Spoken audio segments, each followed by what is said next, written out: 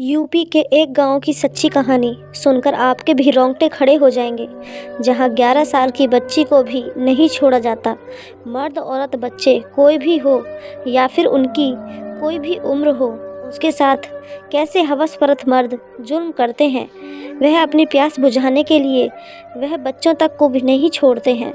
मेरी 11 साल की बेटी का पेट फूलने लग गया था और मैं देखकर डर गई थी कि पता नहीं ये क्या हो गया है। मेरी बहू कहने लगी, माँ जी इसका चेकअप करवाते हैं। और मैं दिल ही दिल में ऊपर वाले से प्रार्थना कर रही थी कि हे भगवान, कुछ ऐसा ना करना जिससे हम पर सब थू थू हो जाए। मैं और बहू डॉक्टर के पास गए तो डॉक्टर ने देखते ही बोल दिया कि आपकी बच्ची प्रेग्नेंट है और इसे तकरीबन 8 महीने हो चुके हैं।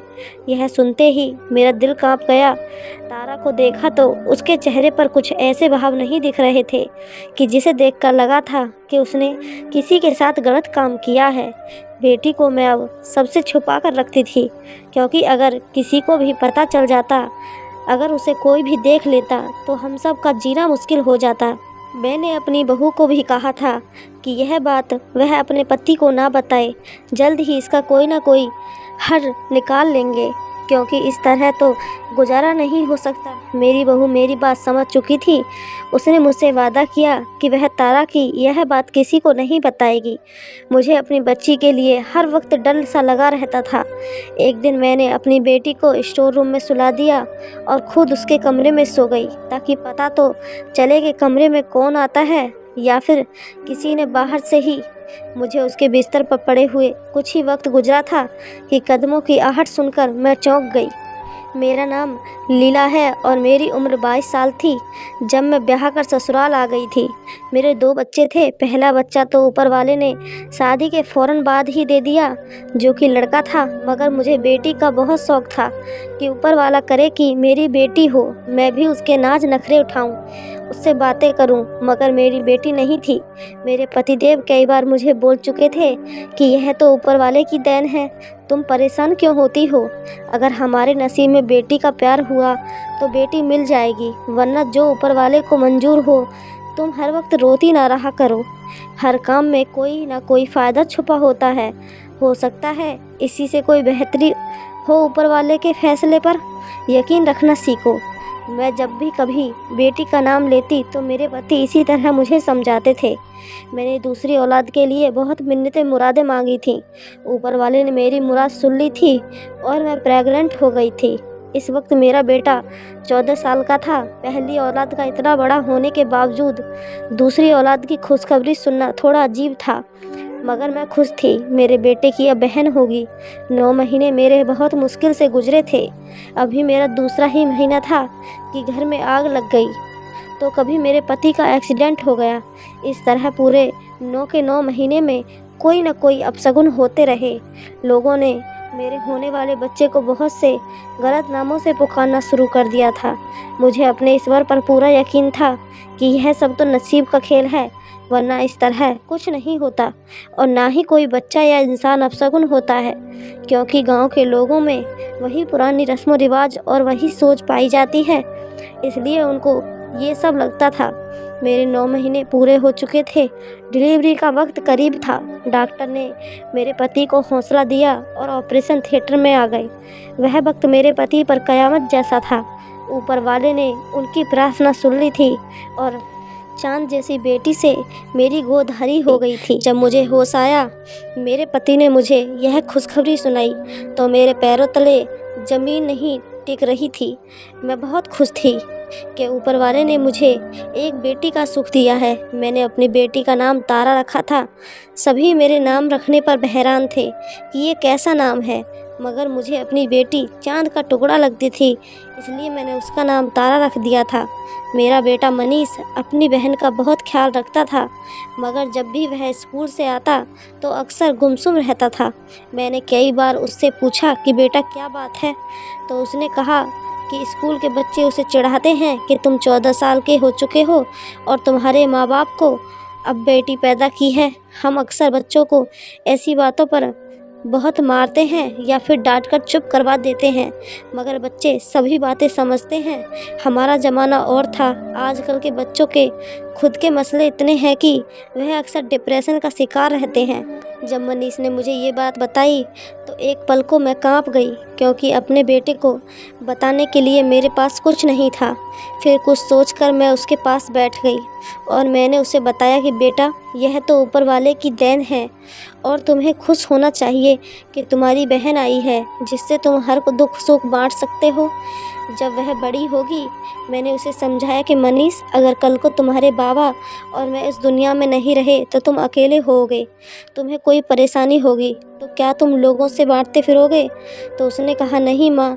तो मैंने उसको समझाया कि बेटा, तब वह बात अपनी बहन से कर सकते हो, वह किसी को नहीं बताएगी और वह तुम्हारा ख्याल रखेगी जैसे मैं रखती हूँ। बहनों के लिए भाई बहुत प्यारे होते हैं। मनीष समझदार था, उसे मेरी बात समझ आ चुकी थी। तारा से हम सब बहुत प्यार करते थे। वह दिन ब दिन बहुत खूबसूरत होती जा रही थी। यूँ लगता था कि जैसे चाँद ज़मीन पर उतर आया हो। मैं रोज़ उसकी नज़र उतारती थी। एक बार तारा 6 साल की थी कि उसे बुखार हो गया। हमने गांव और आसपास के सभी शहर छान मारे, डॉक्टर से इलाज करवाते रहे, मगर उसे आराम न हुआ। तंग आकर गांव में एक माई थी जिसका नाम बहुत सुन रखा था। वो बच्चों पर कुछ मंत्र पढ़कर फूंक मारती थी। मैं तारा को लेकर वहाँ गई तो माई मेरी बच्ची को देखते ही कहने लगी कि तेरी बेटी, इसका चेहरा छुपा कर रखा करो, किसी दिन तुम्हारी यह बच्ची किसी अपने के हाथों तबाह हो जाएगी। छोटी उम्र में यह तुम्हारा मुंह काला कर देगी। मेरे पति उस वक्त साथ थे। वह तारा और मुझे लेकर फ़ौरन घर आ गए और मुझे खूब डांटा कि मैं यह कैसे कैसे लोगों के पास उनकी बेटी को लेकर जा रही हूँ। उस माई की बात सुनकर मैं डर चुकी थी। मुझे अपनी बच्ची के नसीब से डर लगने लगा था। उसके स्कूल जाने और पढ़ने के दिन थे।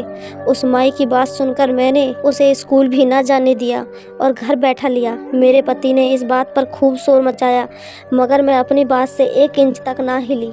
तारा अब समझदार हो चुकी थी। उसकी उम्र 9 साल की थी। वह अक्सर घर से बाहर खेलने के लिए जाती और घंटों आकर रोती कि बाहर बच्चे उसका मजाक उड़ाते हैं कि वह अनपढ़ है। मैं अपनी बच्ची का दुख समझती थी, मगर एक माँ होने के नाते मैं क्या कर सकती थी। मनीष ने भी बहुत जिद की थी कि मैं गलती कर रही हूँ। वह अपनी बहन को खुद ही स्कूल छोड़कर आया करेगा और लेकर भी आया करेगा, मगर मैंने अनुमति न दी। मनीष जैसे 23 साल का हो चुका था, बेटा जवान हो चुका था। उसने बीए तक पढ़ाई हासिल कर ली थी और शहर के सबसे बड़े किसी ऑफिस में काम करता था।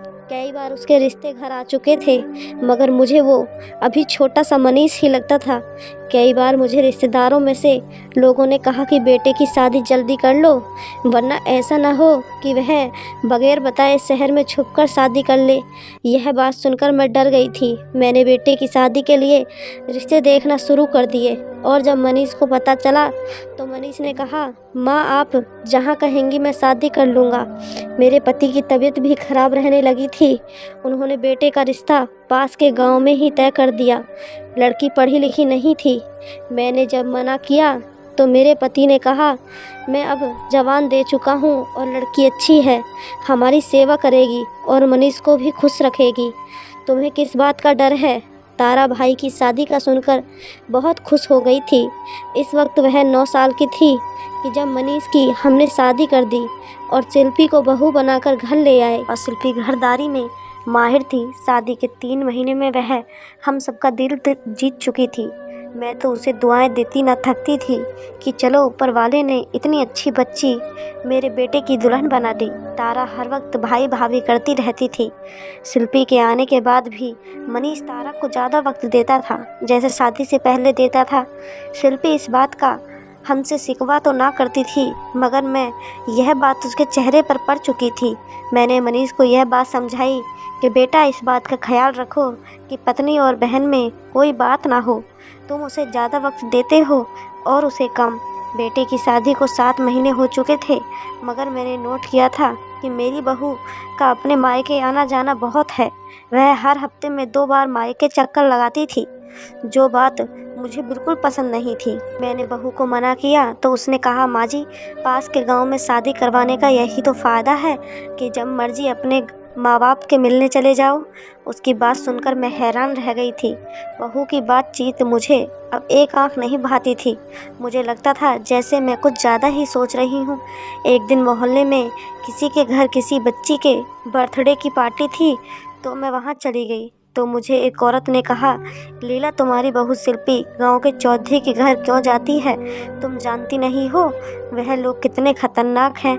आखिर पूरे गांव में उनकी दहशत है, तुम उसे मना क्यों नहीं करती? यह बात सुनकर मैं डर गई थी, क्योंकि बहू ने तो कभी चौधरी साहब के घर जाने का जिक्र मुझसे नहीं किया था। घर आकर भी मैं ये बात सोचती रही, मगर मुझे कोई जवाब ना मिला। तारा भी उन दिनों कुछ चुप चुप सी रहने लगी थी। उसका रंग पीला पड़ने लगा था। मैं अपनी बेटी को देखकर परेशान थी, और अगर मैंने उसे डॉक्टर के पास ले जाना चाहा तो बहू ने मुझे रोक लिया कि वैसे ही खाने पीने की कमी है, 7-8 दिन तक अपनी नद को अच्छे अच्छे पकवान खिलाऊंगी तो देखना माँ जी कैसे ठीक होती है। मैं उसकी बात सुनकर संतुष्ट हो गई थी।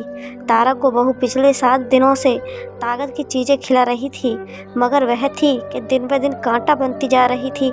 मेरी बहू मुझसे पूछकर उसे अपने घर ले गई कि माँ जी इसका वहाँ दिल बहल जाएगा। मैंने भी अपनी बेटी को अनुमति दे दी कि चलो ले जाओ। तारा जो चांद का टुकड़ा थी, मगर अब उसको देखकर कोई नहीं कह सकता था कि यह पहली वाली तारा है। दिन गुजरे जा रहे थे, लेकिन उसकी तबीयत में कुछ फ़र्क ना आया।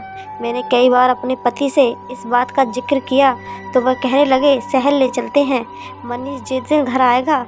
मनीष अब हफ्ते 10 दिन के बाद घर आने लगा था। ऑफिस में शायद काम बढ़ चुका था। तारा का जन्मदिन था, वह पूरे 10 साल की होने वाली थी। उसके जन्मदिन में 1.5 महीना रह गया था। मैं और मेरे पति बहुत खुश थे, मगर तारा पहले की तरह अपने जन्मदिन का सुनकर खुश नहीं हुई थी। वह हर वक्त एक ही तरफ घूमती रहती थी। कुछ भी बात करते तो खोए खोए दिमाग से काम लेती थी। कई बार मैंने देखा कि मेरी बहू उसे स्टोर रूम में ले जाती है और काफ़ी देर बाद वहाँ से निकालती है। एक दिन जब मैंने बहू से पूछा तो कहने लगी, माँ मैं तो इसको ध्यान बटाने के लिए इसे पुरानी चीज़ें दिखाती हूँ। मेरा दिल हर वक्त घबराता रहता था। तारा का पेट बड़ा होता जा रहा था। देखने वाले को लगता जैसे वह प्रेग्नेंट हो चुकी है और उसे 7वां-8वां महीने लगा। तारा का फूला पेट देखकर मैं डर गई। मैंने अपनी बहू से कहा कि तुम तारा को अक्सर अपने घर ले जाती हो, वहाँ कुछ हुआ है क्या? तो उसने मुझे कहा, आप मुझ पर इल्ज़ाम लगा रही हैं। जब से मैं इस घर में आई हूँ उसे अपनी बहन समझा है। मैंने ये बात उसे कहीं भी बताने से मना किया था। जब मैं तारा से कुछ पूछती तो वह बस एक तरफ देखती रहती, कोई जवाब ही न देती। अगर यह बात घर से बाहर चली जाती तो न जाने पूरे गांव में हमारी इज्जत की कैसे धज्जियां उड़ती। मेरे पति तो मुझे जिंदा ही ज़मीन में गाड़ देते कि मेरी लापरवाही की वजह से ये सब हुआ है।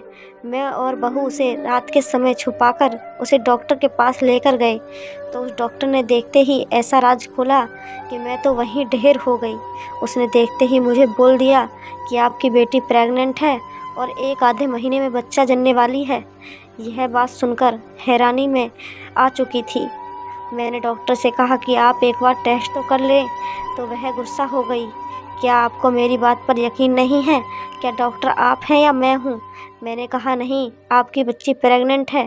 पहले ध्यान नहीं देते? जब औलाद ऐसे चांद चढ़ाती है तो डॉक्टर्स को झूठा कहते हैं। डॉक्टर ये बात कहकर चली गई। मैं वहीं सर पकड़कर बैठ गई। तारा को मैं और बहू घर ले आए। उसके बाद वह ज़्यादातर कमरे में ही रहती थी। मनीष उसके बारे में जब भी पूछता तो मैं झूठ बोल देती और अपने पति से भी कहती कि वह अपनी मौसी की तरफ रहने गई है, कुछ दिन तक लौट आएगी। मेरी बहू बहुत खुश थी क्योंकि मनीष उसे शहर लेकर जाने वाला था। उसने मुझे कहा कि अब ऐसे मेरा गुजारा नहीं होता, शिल्पी को मैं लेकर शहर जाऊंगा, कुछ दिन बाद आपसे मिलने आता रहूंगा। मैं तो रो रही थी, बेटा पत्नी को लेकर अलग हो जाएगा। तारा मेरी इतनी खूबसूरत बच्ची को पता नहीं किसकी नज़र लग गई है, इतनी छोटी सी उम्र में प्रेग्नेंट हो गई। मैंने कई बार तारा से सच पूछा, मगर वह खोए खोए से दिमाग से सब सुनती रहती थी। मैं बहुत परेशान थी। उसी दिन मैं सोने के लिए लेटी तो झट से मुझे वह माई याद आ गई जिससे तारा को बुखार में आराम हुआ था, जिसने कहा था कि वह अपनी बेटी को छिपा कर रखे, वरना यही औलाद मेरा मुंह काला करेगी। उसी माई की बात बिल्कुल सच थी। जिस औलाद के लिए मैंने इतनी प्रार्थना की, वही बुढ़ापे में मेरी बदनामी का जरिया बन रही थी। सुबह नाश्ते के बाद मैं बहू से झूठ बोलकर उस माई के पास आ गई। हो सकता है और किसी तरह मेरी तारा इस मुश्किल से बाहर निकल आए, मगर मुझे उसके ठिकाने पर आकर पता चला कि वह तो दूसरे गांव जा चुकी हैं।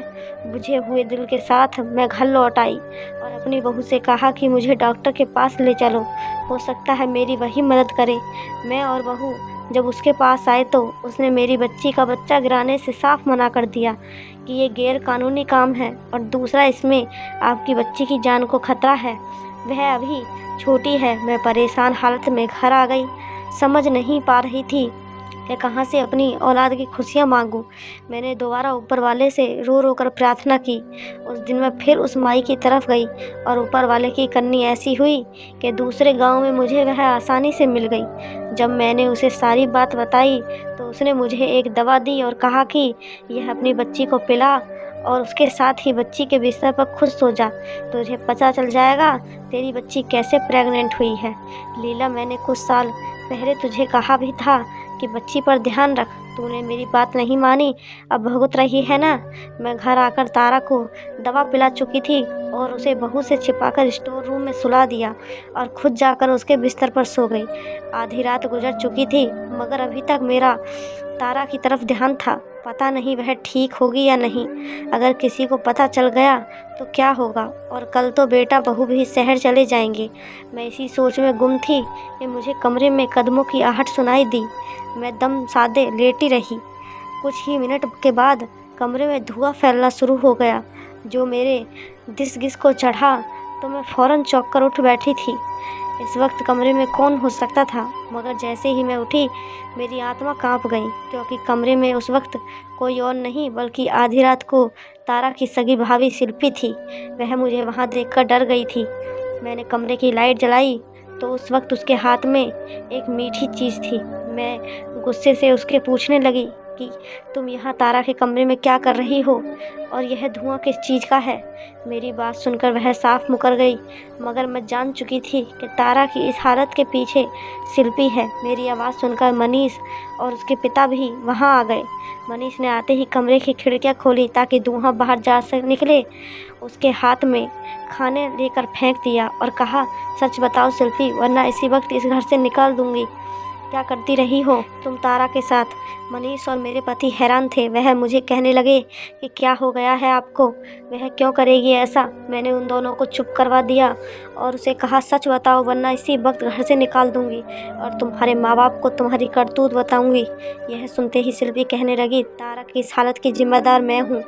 यह सुनते ही मेरे कदमों तले से ज़मीन निकल गई। वह मेरी बेटी की खूबसूरती से जलती थी और यही नहीं, मनीष और हम सब तारा तारा करते थे तो उसे बिल्कुल पसंद नहीं था। वह चौधरी साहब के घर में तारा के लिए कोई गलत दवा लेने जाती थी और वह धुआं रोज़ रात को उसके कमरे में करती, जिससे तारा बीमार पड़ जाए, उसके शरीर के अंग खराब हो जाएंगे, फेफड़े फूल जाएंगे। मुझे उस औरत की बात याद आ गई जिसने मुझे कहा था कि उसने उसे कई बार उसे वहां जाते देखा है, मगर मेरी बहू ने मुझसे झूठ बोला था। मनीष अपनी पत्नी के मुंह से ये सब सुनकर बहुत गुस्सा और गम की हालत में था। उसने मुझसे तारा के बारे में पूछा तो मैंने उसे स्टोर का बता दिया। वह अपनी बहन को स्टोर रूम से जब लेकर आया तो वह उसके फूले हुए पेट को देखकर डर गया, मगर वह सच जान चुका था कि उसकी पत्नी ने क्या किया है। जलन की आग में उसने मेरी मासूम बच्ची की ज़िंदगी तबाह कर दी थी। मनीष शिल्पी को लेकर घर से फ़ौरन निकल गया। अगली सुबह मैं अपने बेटे के साथ बेटी को हॉस्पिटल लेकर गई। मनीष ने बहू को घर से निकाल दिया। मैं अगली सुबह अपनी बेटी को हॉस्पिटल ले आई। डॉक्टर ने कहा अपनी बेटी को कुछ जहरीला दिया जाता रहा है जिससे उसका जिस्म फूल चुका है, लेकिन आप फिक्र ना करें, ऊपर वाले से प्रार्थना करें कि आपकी बच्ची ठीक हो जाए। तारा का इलाज चल रहा है। मेरे पति को लगता है कि ये सब उनकी वजह से हुआ है। अगर वह उस लड़की को अपने घर की बहू न बनाते तो आज उनकी बेटी ठीक होती। तारा का 2 महीने से इलाज हो रहा था और मैं उस डॉक्टरनी के पास गई। जिसने बगैर टेस्ट किए मेरी बेटी पर इल्ज़ाम लगा दिया था और मैंने उसे खूब बात सुनाई कि तुम जैसी डॉक्टरों की वजह से लोगों की ज़िंदगियां ख़त्म होती हैं। अगर तुम उस समय टेस्ट कर लेती तो शायद मेरी बच्ची की यह हालत ना होती। उस डॉक्टरनी ने मुझसे माफ़ी मांगी थी।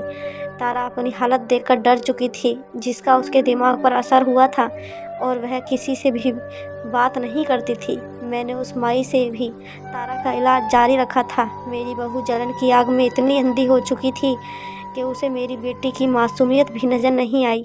एक 11 साल की बच्ची से उसे क्या खतरा हो सकता था। वह तो भाभी भाभी कहते न थकती थी और मेरे पति बहू को माफ़ कर चुके थे, मगर मेरा बेटा उसे माफ़ करने को तैयार नहीं था। फूलों से पली नाजुक बच्ची को उसने कांटों जैसे दर्द दिया था। जलन रिश्तों को खा जाती है, फिर इंसान को वही मिलता है जिसकी वह कोशिश करता है, और मोहब्बत तो कमानी पड़ती है या फिर नसीब की बात होती है। इसी तरह जलन और बदले से हम कभी भी किसी का दिल नहीं जीत सकते, बल्कि दिलों से उतर जाते हैं, जैसे मेरी बहू उतर गई थी। उसकी गलती को हमने माफ़ तो कर दिया था, क्योंकि वह मेरे बेटे के बच्चे की माँ बन चुकी थी, मगर दिलों में आई नफ़रत को कोई भी ख़त्म नहीं कर सकता। इसलिए कभी भी किसी का घर बर्बाद करके उस पर अपना हक की नींव नहीं रख सकते। आपको मेरी ये स्टोरी कैसी लगी कमेंट बॉक्स में ज़रूर बताएं, और कहानी पसंद आई हो तो चैनल को सब्सक्राइब और वीडियो को एक लाइक ज़रूर करें।